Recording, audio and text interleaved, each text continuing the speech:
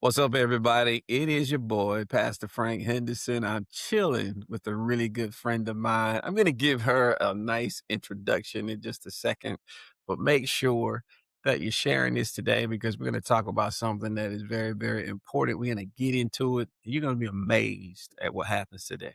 I got my great friend, Sidney Gaskins, LPC, somebody that I love, that I really appreciate her friendship in my life, and also somebody that is going to be a blessing to you today.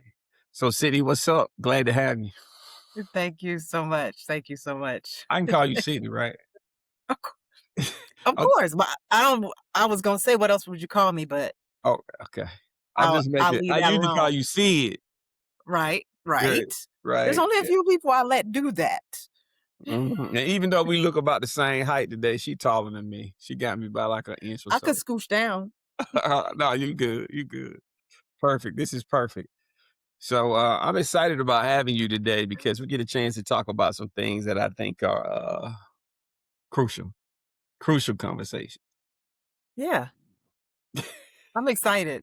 I am excited and interested because I didn't when you asked me, I was like, "Yeah, I don't know what we gonna talk about. Let's Hmm. whatever it comes up, comes up." So, Hmm. I'm excited. Yeah. I met Sydney. I had wrote a blog about 5 things that your man hates about you, and and I think a lot of people thought I was crazy when I did that, but I'm not. I'm not crazy. But I wrote that blog, and Sydney responded, and she was like, "I don't know who this man is. I know he I don't even know him, but he obviously hates something about me," whatever she responded, but that's how we became friends, and, that was, like, a long time ago, 2013, 24. I don't know. It's a long time ago. Yeah. Yeah, it was I mean, we talked about that recently. What's interesting is we didn't know each other. I don't Right. even think we were connected on Facebook at all. At I all. think that blog was, one of those that wasn't private, right? Mhm. And I came across it because we have a mutual friend, and when I read it, I was like, "Oh, okay." And I thought it would be fun to respond, Right. and in it, I was like, "I don't know him. We're not even friends, but I know he hates something about me." And here we are like 12 or 13 years later. That's right. Still friends, never ever met, No, no, but no, never still met in friends. person. Isn't that wild? Mm, yeah, but we've talked about many a thing in life, Many a so things, I count you conversations. as one of my closest friends, one of my brothers that I Yes. trust with the things. Like if something happens, I need you to, hack into the computer and get rid of the stuff. Gotcha. I got you. And for those of you that are watching, we just came out of No Shade November, and I didn't do it. So December and January, I'm not shaving. I'm not cutting my hair, not cutting my beard. I'm just gonna get wild and woolly. It just snowed here in the Carolinas. I'm glad about it. I just want to be like a bear for a couple months, and hibernate, and I get it together February, March. But it's just an honor to have you, Sid. So I want to get right to it, chop it up Okay. because I know you could be a blessing to this audience. All right, let's do My it. first question for you: in all of the stories that you hear from people, what's the one human need you keep seeing underneath everything? Mhm. My first response would be, the need for connection Mm, and dialogue, but I think really under all of that is actually people just wanna know that they're not broken, like, that they actually matter, right? Because even when you think about people being connected and many times we talk about communication, communication mhm, is actually about dialogue, right? And dialogue is how you get to know people and people get to know you. mhm, So when you think about what's under that is, "Oh, I'm okay. I matter." And that there's a safe place for me to just be myself, mhm. Yeah. right? So in dialogue and in communication and connecting, we just want to, I don't want to say fit in, but we want to know that we're okay, that we matter. and that there's a safe place for us to be who we are. Mhm. And, I'm glad I got you here because we get a chance to talk about this. And this is a conversation we never had, but Mhm. I do know that human beings have core needs and belonging, connectivity is very important to people. Mhm. And when we see that and we see how important it is to people, do you think there is a segment of the population that truly takes advantage of that? You mean takes advantage of that need Yeah, of for other that people? need that people have. They know people have this need, and they say, "I'm gonna take full advantage of that because I know you have a need to be needed." Oh, sure, sure. Because I think even in that, it sounds so I don't the best way to say it sounds really convoluted, but even with the person who sees that, there's a need for them to be needed and Facts. wanted. So they're feeling something for themselves, right? So they say, "Oh, okay. Mhm, I get it. They need this. What does that feel for them?" mhm. So they wanna feel needed. They wanna feel wanted. They wanna feel like, there's something about them. So they're feeling something by even being manipulative. Crazy, ain't it? That someone would Yeah. take advantage of a core human need. Mhm. Now, do you feel that people have, some sense of pride about it or shame about it or indifference to the fact that out of all the human beings in the world, they have a need to belong and to connect? Because sometimes when I hear stuff on the internet, it's like people are like, I don't need you. I don't want you. Don't call me. I ain't gonna call you. I ain't coming to the family reunion. I ain't going to see my mama or my daddy. I don't care what my sisters and my brothers do. I don't need no friends. I'm a lone ranger. I'm a lone wolf.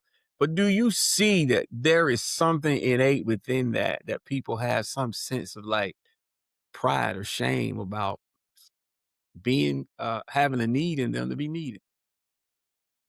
I think it really speaks to some core wounds Mm, because that's not generally the nature of a person, right? As a child, true. True. we naturally need other people. But if something isn't fulfilled, then you start saying, "I don't need," not because you don't need them, but because you've learned that maybe they're not gonna be there. Ooh, that's tough. Yeah, and so there may be some shame in the need,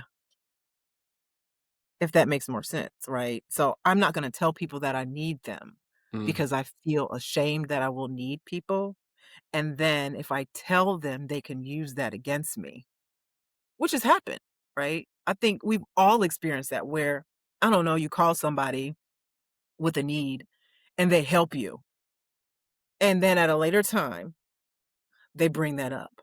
mm, And so then you say, "Oh, okay, I can dig it. I just won't tell people because if I tell people, they will basically tell other people or make right. me feel ashamed Mm, for having asked for something that I mm, need. So I just won't tell anybody. I would rather die mm, than tell somebody that I need food." mm. That's deep. That's deep. So I'm thinking about this. I could be wrong. I'm not on your level. I'm not. I Don't didn't say read that. no Stop books. it. I ain't took no classes. Okay. All right. I'm just the guy that, I try to figure life out and I try to hang around smart people. Right. So I tell my wife all the time, I'm not a social worker, but I feel like I'm about to get my master's in it because you sure be schooling me. And so I just like to hang around smart people. But I know they're like this level of dependence, Mhm, independence, and interdependence. mhm. And I think sometimes, I guess because of those wounds, people get caught at independence and never graduate to interdependence because I really feel as if the need that we have for people in our Mhm, lives and the need that they have for us in their lives is like a surefire way to be successful in life. Recognizing that you're not all in one or you're not all alone. You're not alone, but that you need people. How mhm. important is it that people graduate and learn? Because it could be another level after interdependence. I don't know. But how important is it for people to hit that space of interdependence?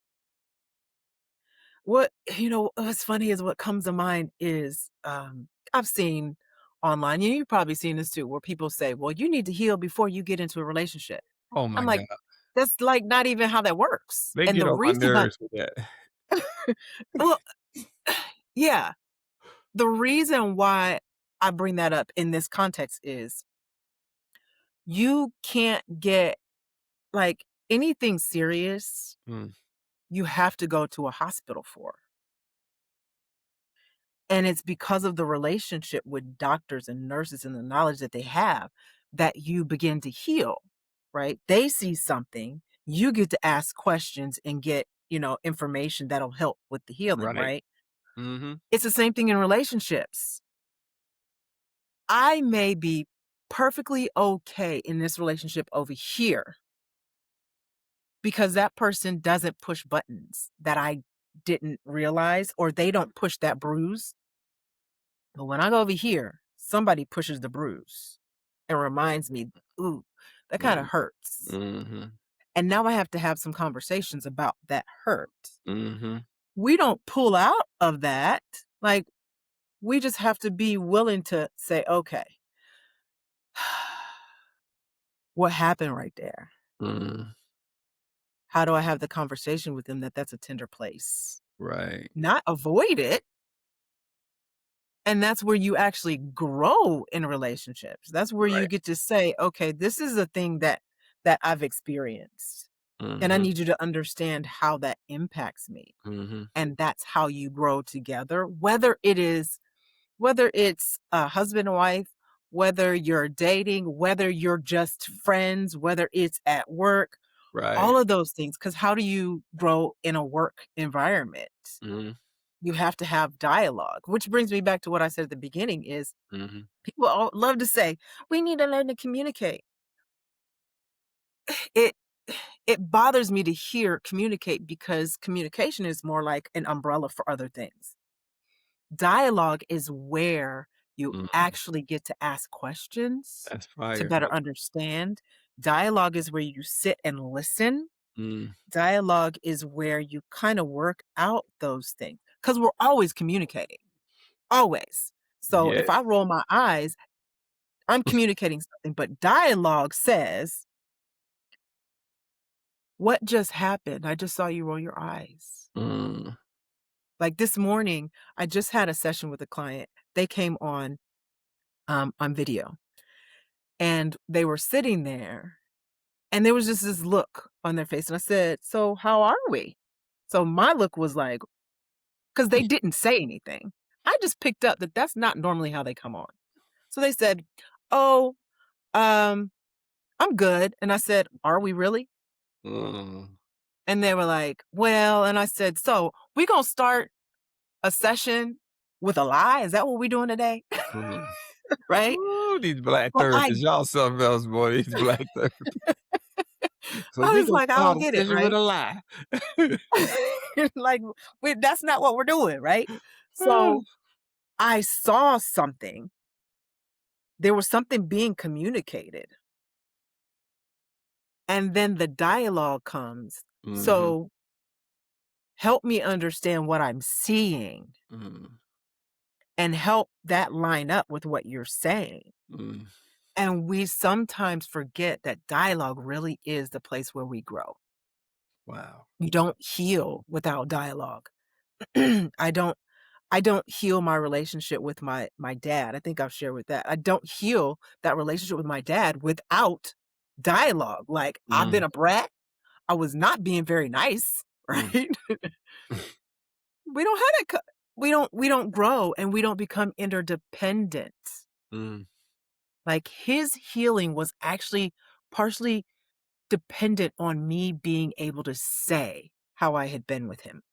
right, That he could now be like, "Oh, she doesn't actually hate me. She doesn't like the way things have been, and there's questions she had." right. That's powerful because it's a tough spot to be in to need someone that could possibly hurt you. I heard somebody say that love is saying to a person, "Here's my glass heart. I'm gonna put it in your hand, and I'm gonna trust that you don't drop it and break it." And Yeah. that's powerful consideration for a relationship. Like I always have said to myself, like um, with my wife, I'm like, that's the person that could really get me if she wanted to get me. You know what I mean? She could really hurt me. And the bottom line is, it takes a lot of trust to put your heart in somebody's hands and trust that they're gonna respect it, consider it, prefer it, entertain it, all those kinds of things. And yeah, that's a great answer. That's a great answer. Yeah. It's real world information that you just dropped, and even throwing in the part about your father, how you had to have that dialogue. And I never heard Mhm, anybody say about communication as an umbrella, but dialogue mhm. is where we really grow. Like you should talk more online. I'm glad people are going to get. I'm glad that people are going to get a chance to see and hear you right here. I know you was on TV as a therapist on some reality TV show or something like that. But maybe, since you about to blow up on Epic Cash, more people see you and be like, hey, I need to call her and do some business with her because this is the kind of stuff we need. And I like the fact, I joked about it, like those black therapists, they always, but y'all just like mamas and daddies, you know what I mean? Y'all talk to people like they like your mom and daddy would talk to you. Like, didn't I tell you sit down? I'll tell you, Yeah, yeah, yeah. yeah, why you going over there? You know what I mean? Because most people be like, "Well, why'd you make that choice to go?" You They be like, "Why you go over there? What's over there for you?" You Well, we I'll say this for me. I uh had to grow into that ah, because in graduate school, that's not necessarily what you're told. And I'll say mm, this directly. Most of my instructors in graduate school didn't look like me. mm. And so they're like, you have to be neutral, right? And it was most of my clients are quote unquote marginalized. So I have mostly Hispanic and Black women at this point. I've had many Black men and Hispanic men, but at this point, Hispanic and Black or white who are LGBTQ. So you have people who come to me for a specific reason, right? And they've read my bio and they're like, "Oh, okay. So she's a little bit different," right? Mhm. But I had a Hispanic client that was in my office and we were talking and I was keeping a straight face, right? What I had been taught.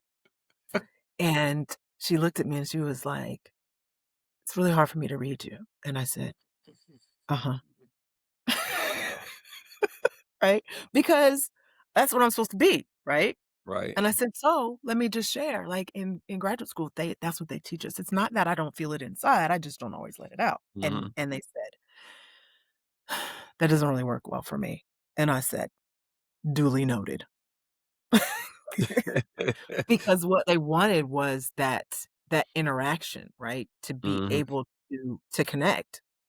And so as I've grown as a therapist, my relationship with clients have grown, and my ability to be like, whether they're in front of me or on camera and be like, "So, what?" Mm. Or be like, Ah. being able to do that, and they're like, "What?" "I'm just saying, Ah, wow. you tell me." Wow. Or, like, I had a session this morning, and I said, "So, what do you think I'm gonna ask?"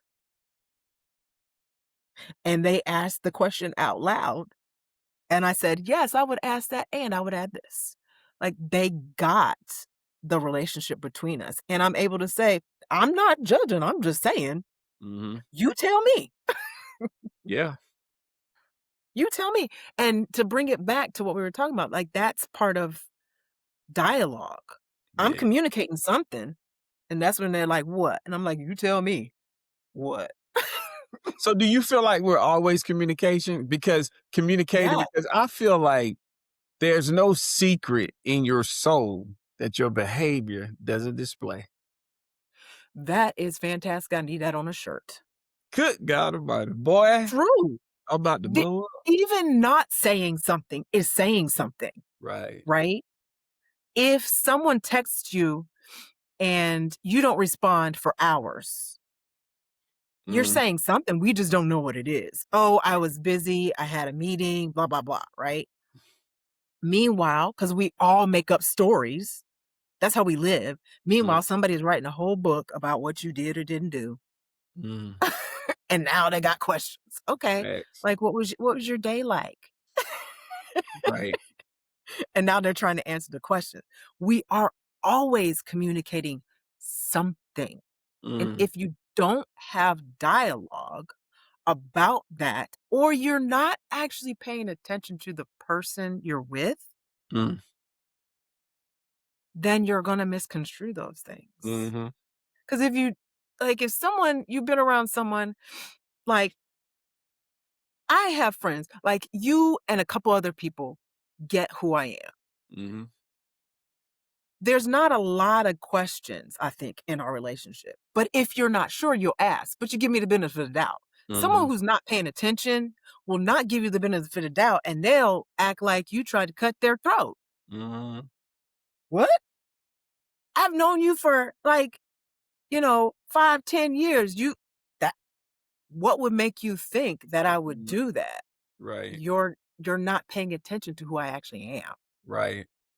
You can't be. Now we gotta have dialogue. Where did you get that from? Who hurt you? Right? Because it wasn't me. Or if I did, we need to have a conversation about that. Mhm. But we're always communicating something. It seems to me like dialogue is like glue. I noticed that when me and my wife have dialogue, I feel tighter to her than ever because it's like glue. I don't know what it is, but it bonds you. It binds you together in a Mhm. way that all the other types of communication don't because you get so much clarity in dialogue that you don't get any other place. Yeah. But the other thing about dialogue is there has to be a willingness for both people Mhm. to, suspend the stories they have Mhm. about the other person. Right. Because if you ask me a question Mm. and I answer it and you don't believe my answer, Mhm. there's no, like, now I have to be defensive. Now I Or have to come up with force my own story. to make you believe something. Mhm. And it's no longer dialogue, because dialogue is actually meant to go deeper. It Uh, is actually meant for you to better understand each other's perspective. And if you already have these glasses on about who I am, whether it's good or bad or whatever, right? And you're looking for ways to, how do I say it? To justify your story about me, and the story is negative, and my answer doesn't line up with that, it mm, doesn't matter what I say. Doesn't matter how much dialogue we have.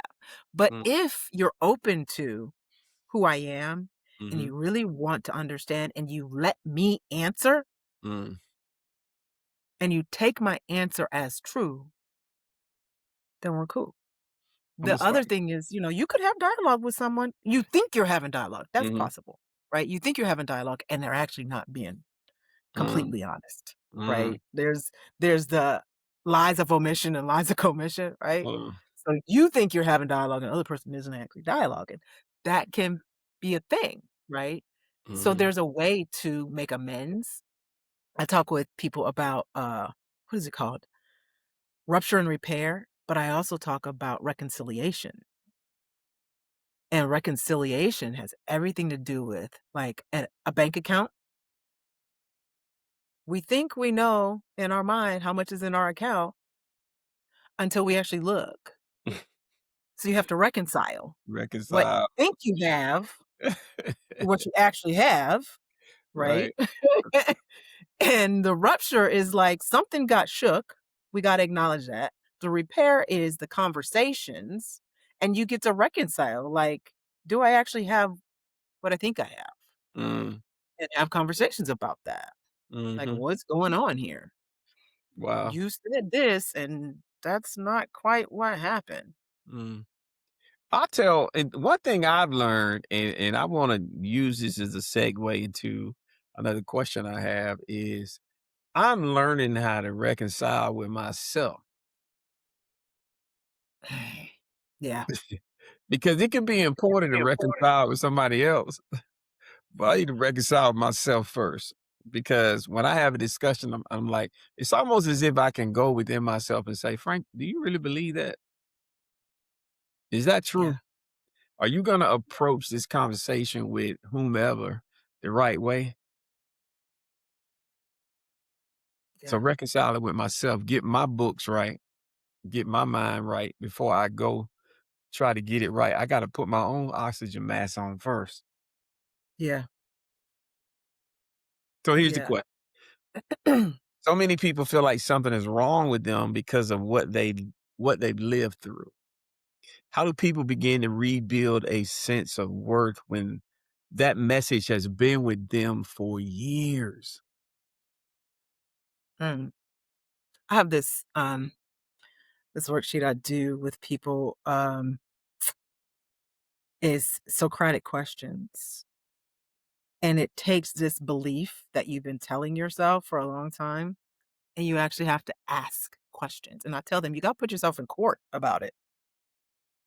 And I'm not talking about feelings because all of my clients have heard this. There's not a single client I've had who has not heard me say, feelings are not facts.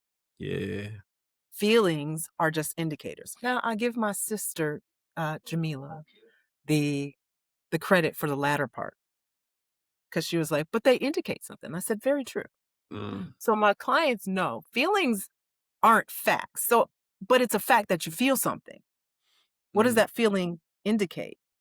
So you start questioning, mm, "Oh, I have always thought that I was um not smart enough." Okay, got it.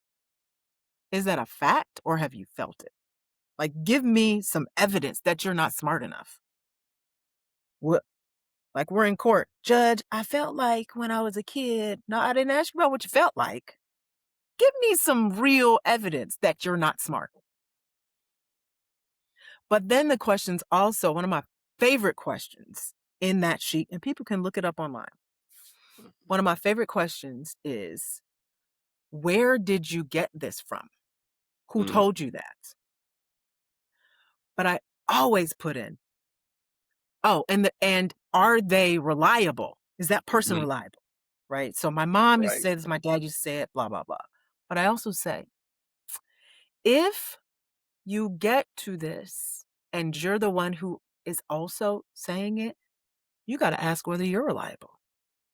Mm, Are you a reliable source for saying you're not smart enough? You're mm, not pretty enough. You always mess things up. mm, I always do this. Is that true? Always? mm. Always? Always.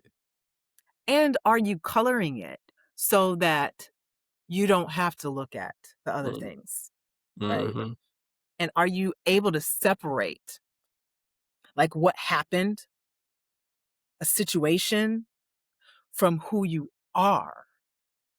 You might not have done something that was smart. mm, Does that mean you're not smart? right. Because we all make mistakes. Absolutely. But does that mean you, at your core, are Mm, not smart, right. right? That's Yeah. powerful. That's powerful. You really gotta know the difference. And, I'm gonna say this because when we first met, we were practicing different religions. Mhm. Now, I haven't and it's funny because I think we might have talked about that the first year, but we Yeah. haven't since.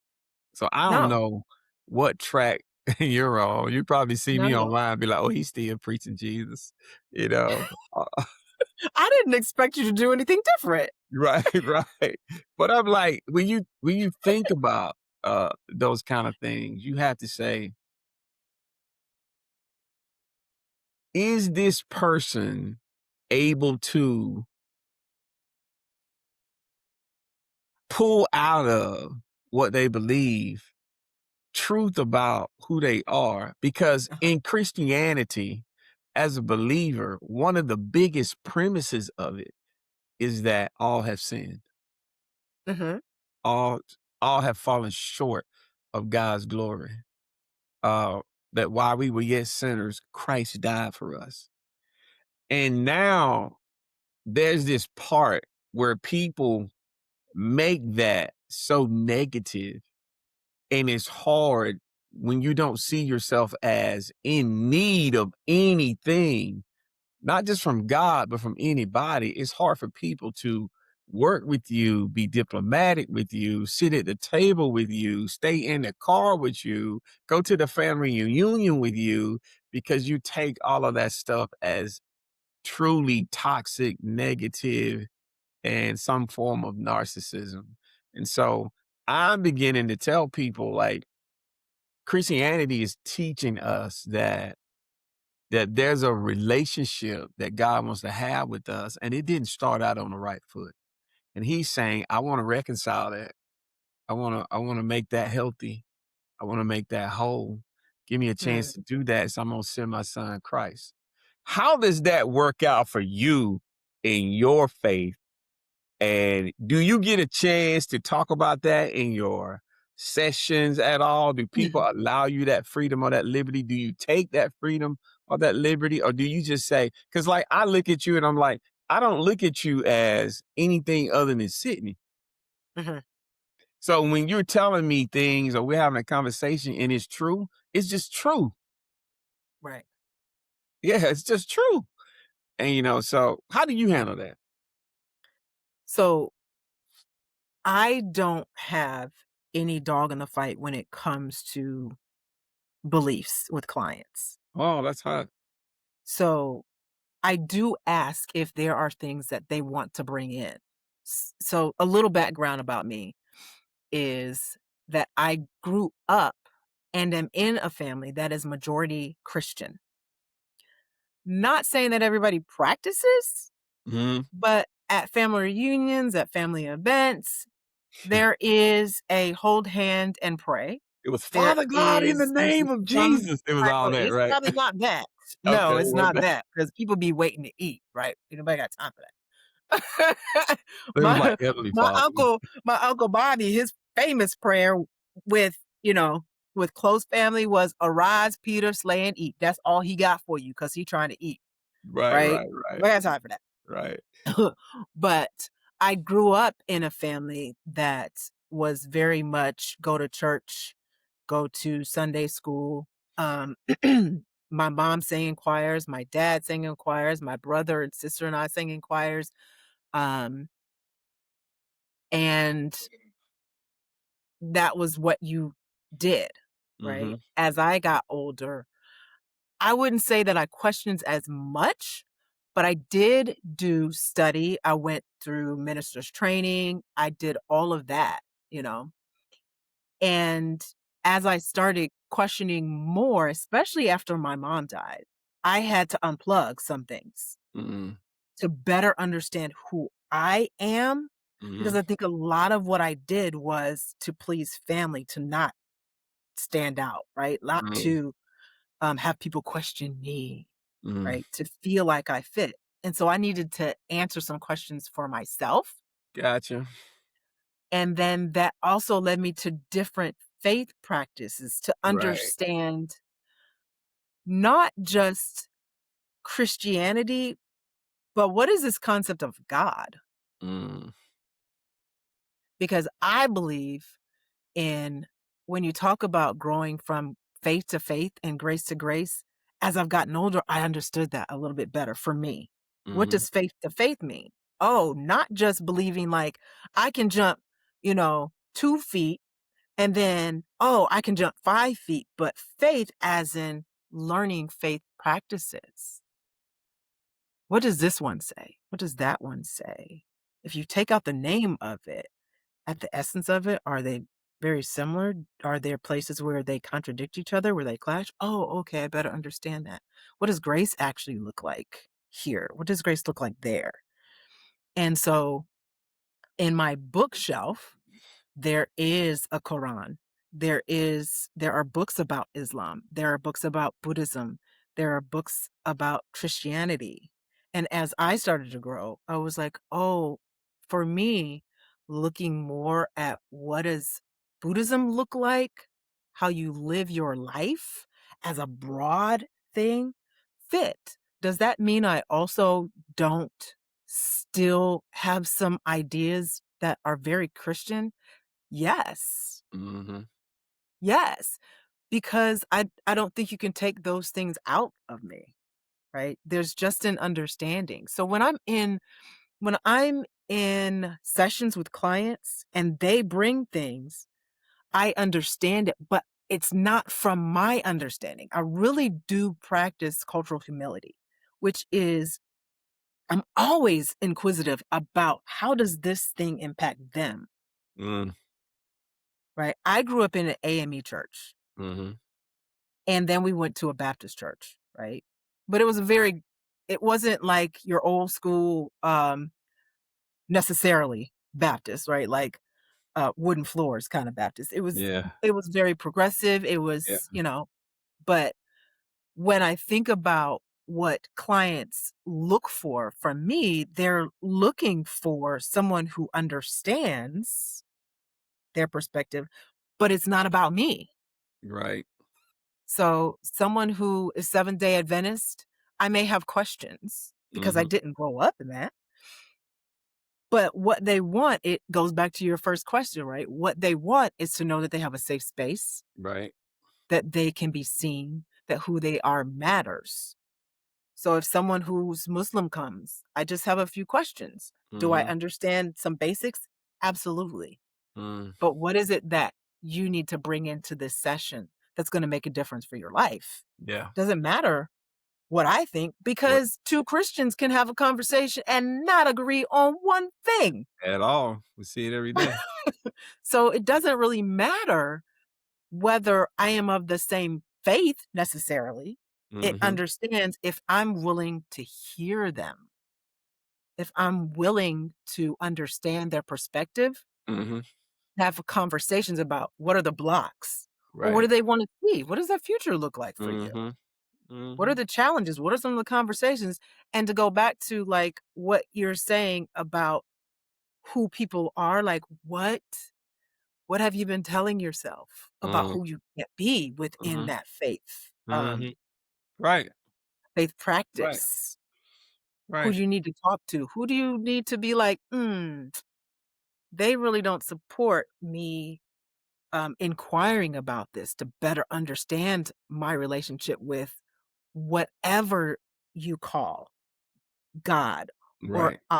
Or Buddha. Right. They don't really support that, and that's not a person who's going to be helpful for me. You recognize that, and that's like boundaries, right? And Mhm. boundaries are really for you. Like, Mhm. I know me. I'm not gonna go stand on the edge of a bridge that doesn't have some kind of rail because Right. I get nervous. Mm. Me either. So, no, thank you. You know what's funny though is that, sometimes as me in my faith, I had to learn that, when I'm preaching to really almost a 95% audience that is open to what I'm saying. Mm, But when I go into the world, it's not the same situation. The percentages are not the same.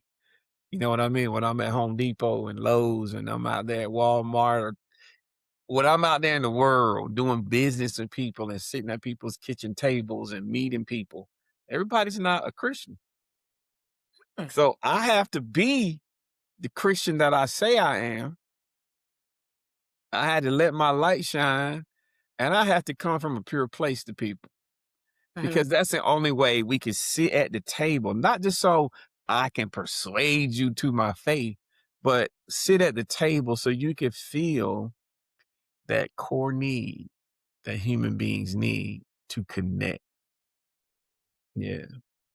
When I was younger, I wasn't good at that. Now I'm older. I think I'm good at that, you know. Yeah. So that's me. I think that speaks a lot to what I've learned in studying different faith practices and just living is being with people. Being with people. Being with where someone is rather than being there for something, to get Mhm, someone to do something, right? mhm. If I'm always trying to get clients to do X, they feel that. I had a conversation with a client about doing intensives for their relationship, and I remember saying to For the smart people in the them, room, unlike myself, what are intensives?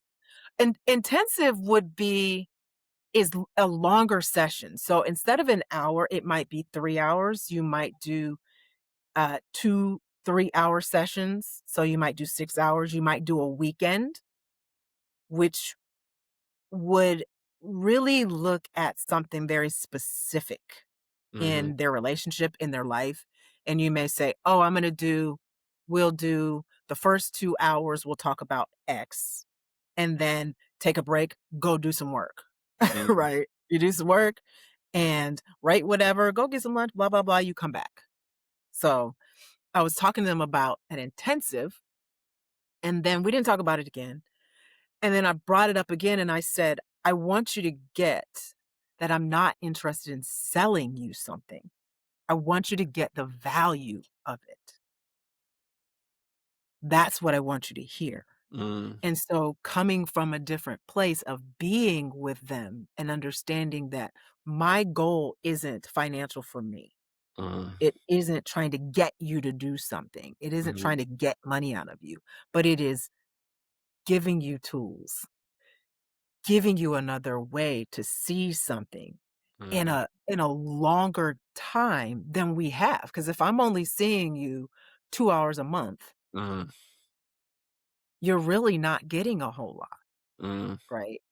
But if you think about being with people, and even when you're in an argument with someone, quote unquote, or someone mm, is, I would say, like in technical terms, like they're dysregulated, they're upset, they're frustrated, somebody says something, or like you feel like they came out of nowhere, like what just happened, mhm, right?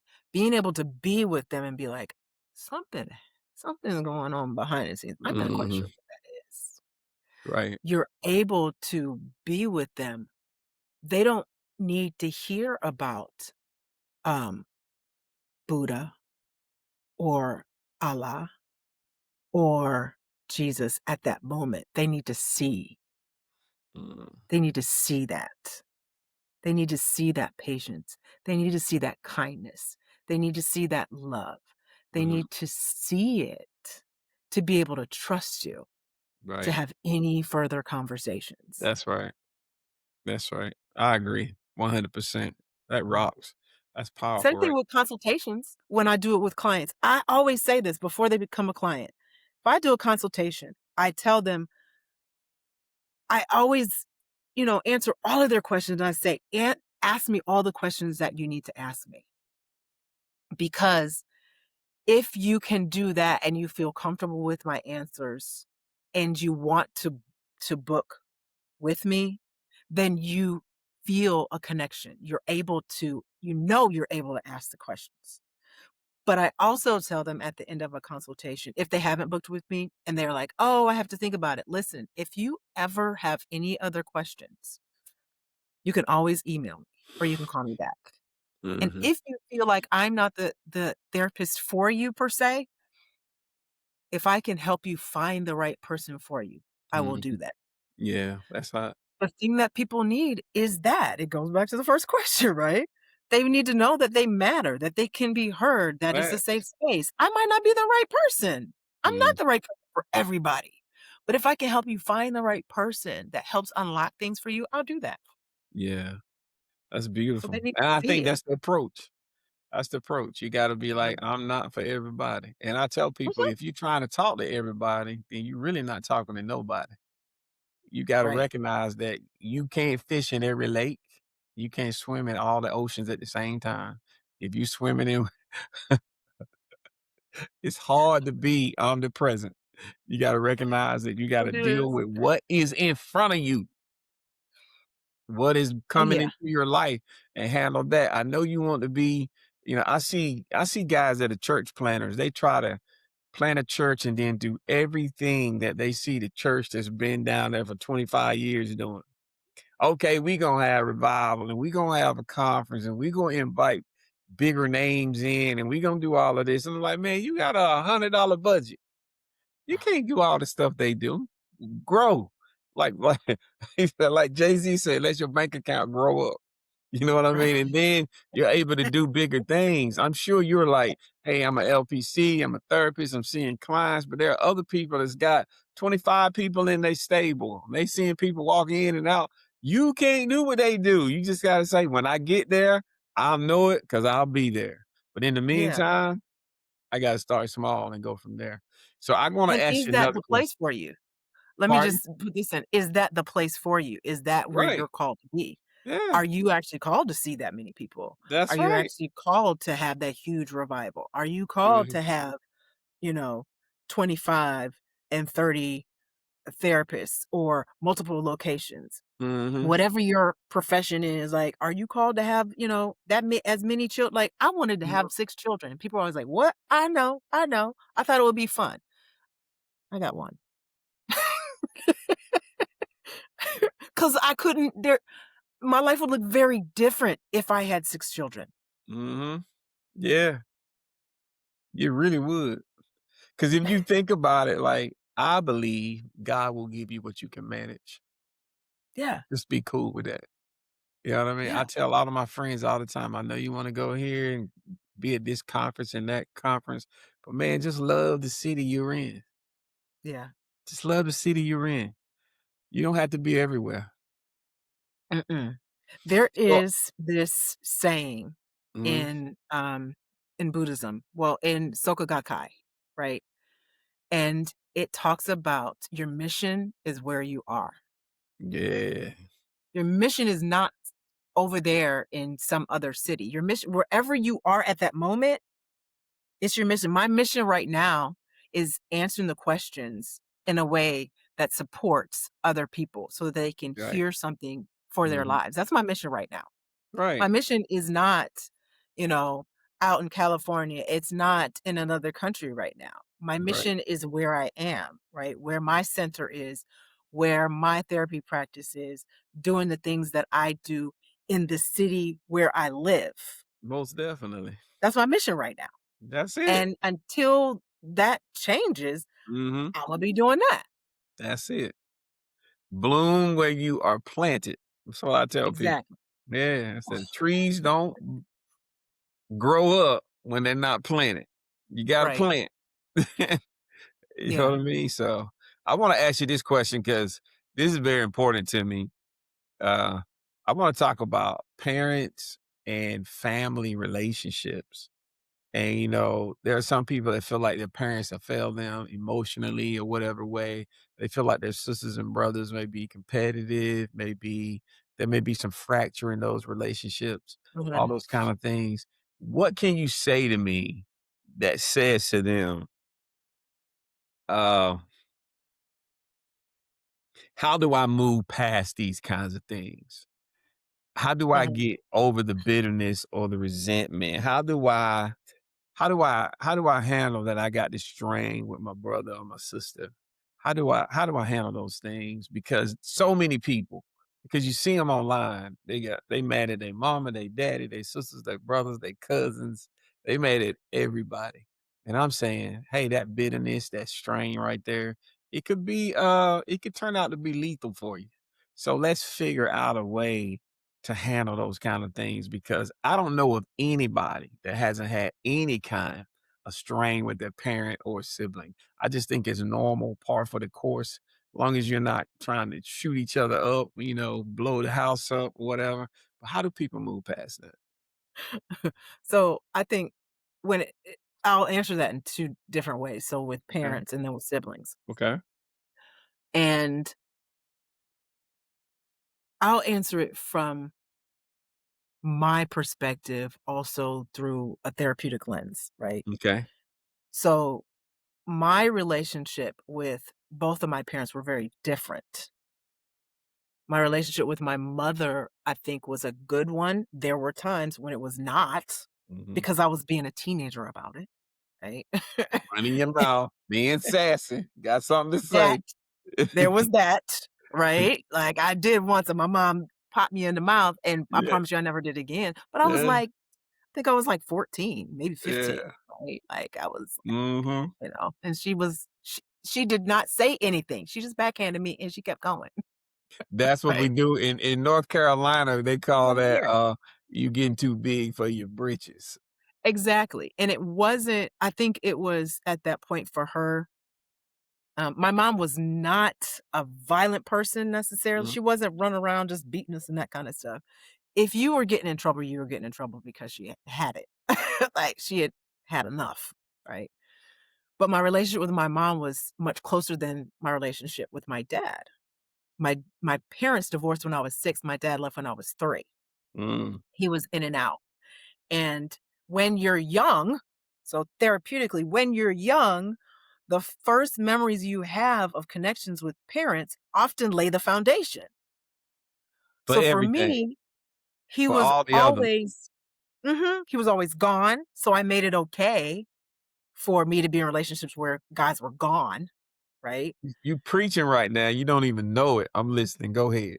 And then I would somewhat take what he would give, but I also had it that he did things out of obligation, like you should, Mm, because 'cause you're my dad, right? mm.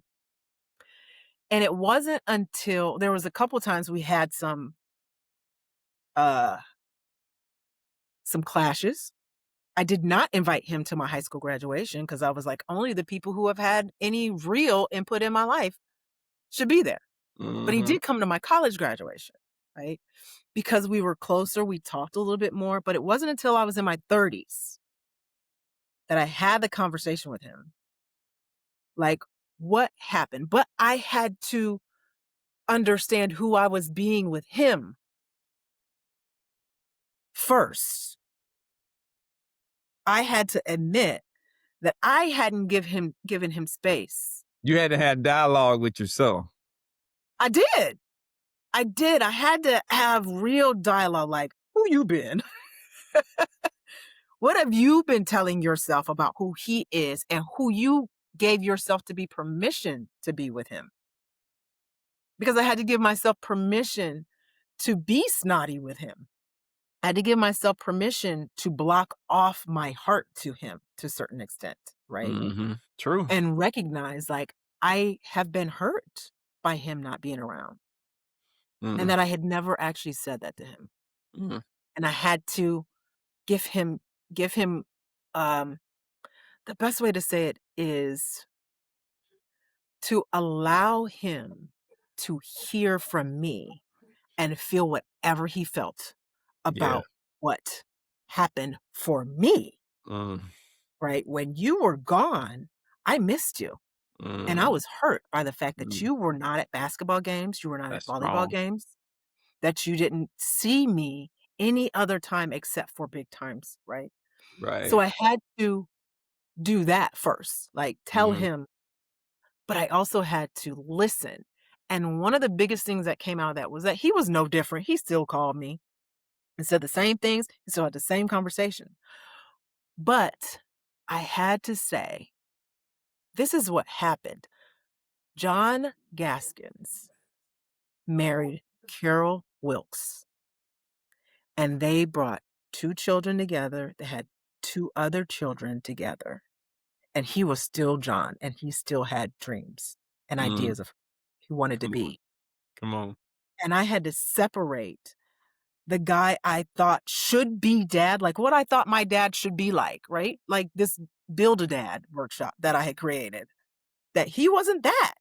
Mm, I'm mad because you're not that. mm, That you're this guy over here trying to live some other crazy life that I didn't sign up for, right?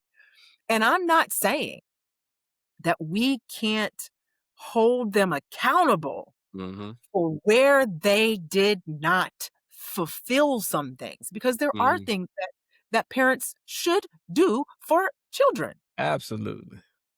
So I'm not saying I let him off the hook for that, but I had to understand that he had this life, just like my son has to understand there's some places I didn't fulfill for him because I just happened to be Sidney Gaskins, and that's just not how I roll. I didn't know. I didn't know. I just didn't know, right? But did I fulfill the things that I should do as a parent? And then those other things that are special, right? But I had to come to a place, and I think everyone has to do that, is to reconcile who you thought they should be versus who they are. Who are they actually? Because Mhm. if you're mad that they didn't live up to this story that you wrote, well, they didn't sign up for the story that you wrote. And do Mhm. they even know that you wrote that story? And you over here being mad that they Mhm. didn't get to read the book that you kept under your mattress. Mm. But you do get to grieve that things didn't happen the way that you wanted, Right. or that things happened to you because of who your parents are. Mhm. People who ended up in foster care, people who ended up being abused, whether sexually, mentally, physically, right? You get to grieve that. Yes. And you have to give yourself permission to do that. And I think parents have to understand that if you're someone's dad or someone's mom and you fall out of pocket, the risk for that child significantly increase for a lot of things. Mhm. And they may encounter a lot of things. And when they encounter those things, it will be apparent to them. It will be very apparent to them that if you had been in spot, this may not have happened. So that is how Yeah. they formulate some of the things that they formulate. And we have to be open. Like I say to my kids, look, I know I ain't been no perfect daddy, but I will talk to you about anything you want to talk about. If I got to go to your therapy session, I'll do that too. Yeah. Yeah. Because I don't want you to be like I was in my 50s talking about my daddy. I Yeah. said, let's get it I all together. Let's have the conversation and the dialogue that we need to have so we can be healthy and enjoy the next few decades together. And Mhm. everybody at my funeral looking down on me and looking down on or whatever, saying like, daddy tried. You know what I mean? Mhm. He tried. That's it. Yeah. That's what There that's I what it means. there's something to be said for us being able to have those conversations with our children as well, Mhm. and being open. I haven't done it recently, but I had a conversation with my son where I asked 3 questions, and I do this, I share this with clients as well. There's 3 questions, that I give them, and I got this from Landmark Education because I was a coach for them. The 3 questions are, and here's the context for it. It is not a conversation or a dialogue. This is more of a feedback session. So you don't get to be like, "No, I didn't mean that," like, you no. You get to sit there and you get to be quiet. And that's how you have to set it up, right? I have these 3 questions, and I just wanna hear from you. I want you to be able to say what you need to say. And Right. so the first question is like, "What do you see that I do well? What do you see that are weaknesses for me?" And the last one is there anything that you felt you couldn't say before, but you wanna say now? And that's a hard one for parents. Because they feel the pressure to be perfect And to defend. and to defend. And I'm like, "Let me tell you hey, why I did that." it's what it is. You It's met what it just is. because you Whatever did it. happened, happened. It happened. It's Yes. here. Let's talk about it. Let's like say, hey, do we want to love each other or Yeah. not love each other? Because I'm telling you, the bottom line is we're supposed to be together. Whether that's mom and daddy, sisters, brothers, all of that. Mhm. My relationship with my brother and my sisters will be the longest relationships I've had. in my life. It's Mhm. ordained that way. It's supposed to be that way. So when Uh-huh. there's not conversation, when there is broken or fracture, then it's something that diminishes the family unit and takes Uh-huh. away all of the, for lack of a better word, all of the grace we need to be successful in the world. So we're gonna be diminished. We can act Mhm. like I don't need them, but you're gonna be diminished in some way, shape, or form. There are things that they know about you because they grew up with you. They know Mhm. they can tell you, hey, they can look at your expressions and say, he ain't feeling that or she ain't feeling that. You know Yeah. what I mean? Yeah. So you need those type of truth tellers. Those are your first truth tellers in your life. You need them in your life. All the other friends you get at school and college and all that, they gonna run on and do what they got to do. A couple of them gonna hang with you, but they ain't gonna tell you the truth like your brother and sister. Yeah. It's interesting. I actually asked my brother, who's 8 years older than me, a question about my sister Jamila and I. So Jamila and I are 2.5 years apart. 2 years, 5 months to be exact. And she'll be tickled when she hears this, right? But Oh, because I always say that, you know. But I asked him about the two of us when we were growing up. Like, what were we like? Because both of our parents have died. So I can't really ask that question now. So he says, well, I could generally get you to do what you're supposed to do. You know, there might be a little wrangling, but you could generally do it. Now, she always want to know why. She's always going to push back. But the interesting thing is that's very much the two of us now, I've right? seen her online. I've seen your sister online. She the same way. She is like that. Yes. She's Yeah. always going to push back on systems that don't make sense to her. Hmm. She's going to ask you why you think that's okay. And we need that. Yes, she's going to push you to think something, like explain to me, right? Me, I'll do it, but I got some questions while I'm doing it. Right? Like he'll say, you need to go to bed. I may not question that. Okay, I guess I'm supposed to go to bed, you know. But he's able to tell that, and I don't think I had ever seen that before, right? But when you talk about how we are with siblings, and this Mhm. comes back to like when you asked about parents, and I said I'd go to siblings, sibling relationships, because we grow up in the same family doesn't mean we see the same things. That's right. Like Absolutely. my brother and my oldest sister, Paula's 10 years older than me, they didn't have the same set of parents that I did That's right. They probably had the because broke parents. Well, so, like, our family constellation, and I only say this for context, right? My dad was married before he married my mom. He had my oldest sister with his first wife. My mom had my brother when she was, like, 21. They get together, they have these 2 children, and then they have my sister and I. My dad was not the same age and the same person by the time I came along, No, he was not. I can vouch for that. right?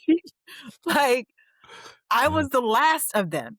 And I'll say this, there were things that happened in my parents' relationship, in who mhm. they are, and in the family constellation. Because from what I've been told, between my sister and I, my mother had a miscarriage. So that's a whole other thing that happens in a marriage, in a family, in my mom grieving, in my dad grieving, like there and like what's going on with them financially. They have these children, and then here I go, I show up. So my brother's mom at 21 is very different than the mom that I had 8 years later, who's almost 30 and is now married and has one child that's hers and another child that her husband brings. Mhm.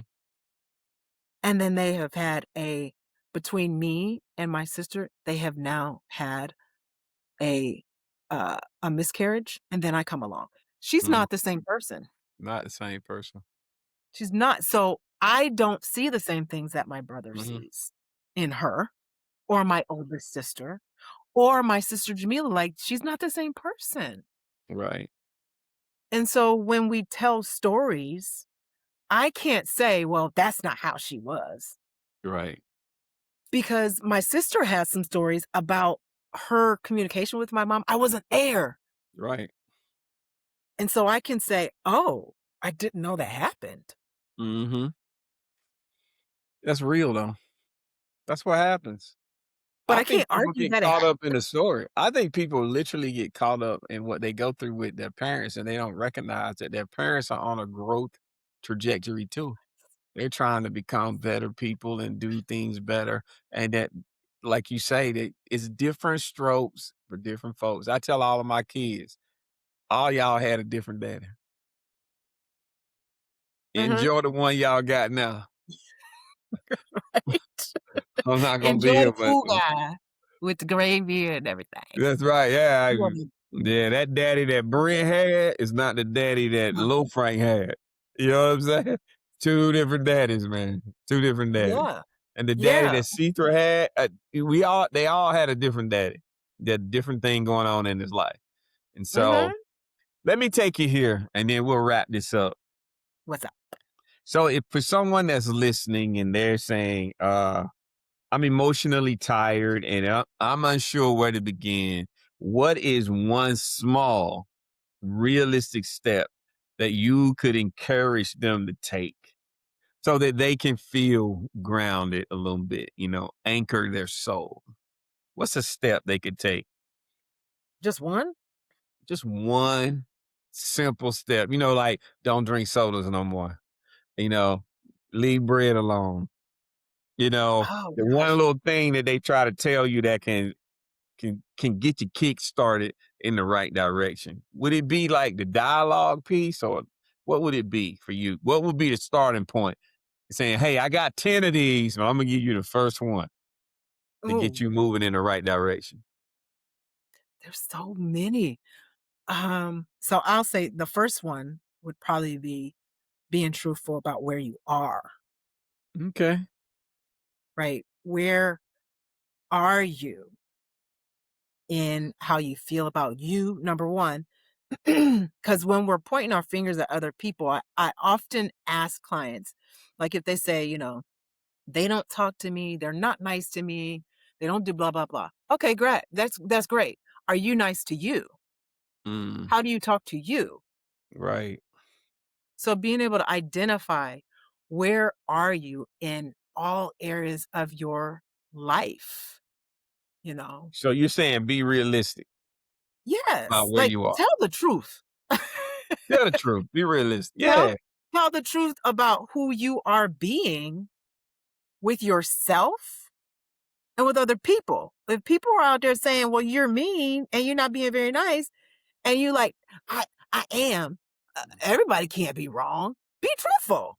And it may be that you have to say, what has you be that way? Maybe it is, I've been hurt so many times that I don't think I can let people in. Okay, great. That's a great place to start.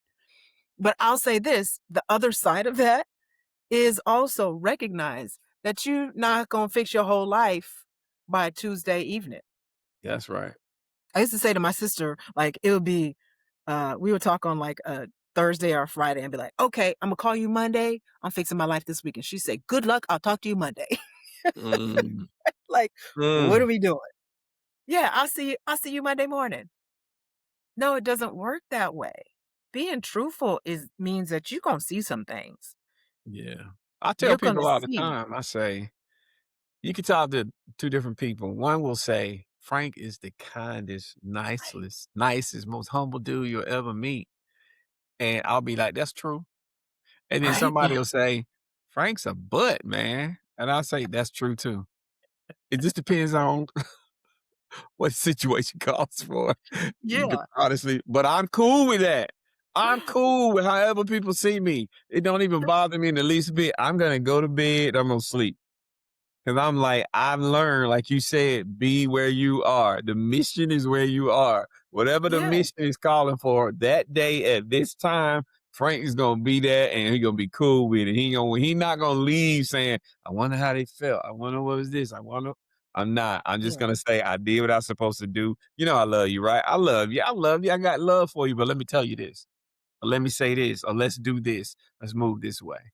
So I think Yeah. that's absolutely powerful. So let me ask you this. How can people reach out to you to get a hold of you to say, hey, I'd like to sit with her.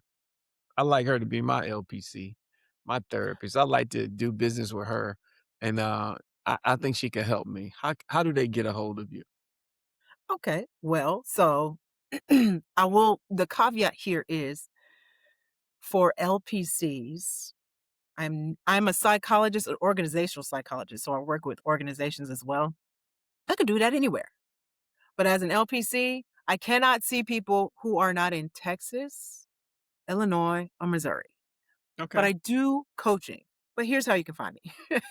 Right? So on Okay. Facebook, you can find Dr. Sidney Gaskins or the Neotherapist.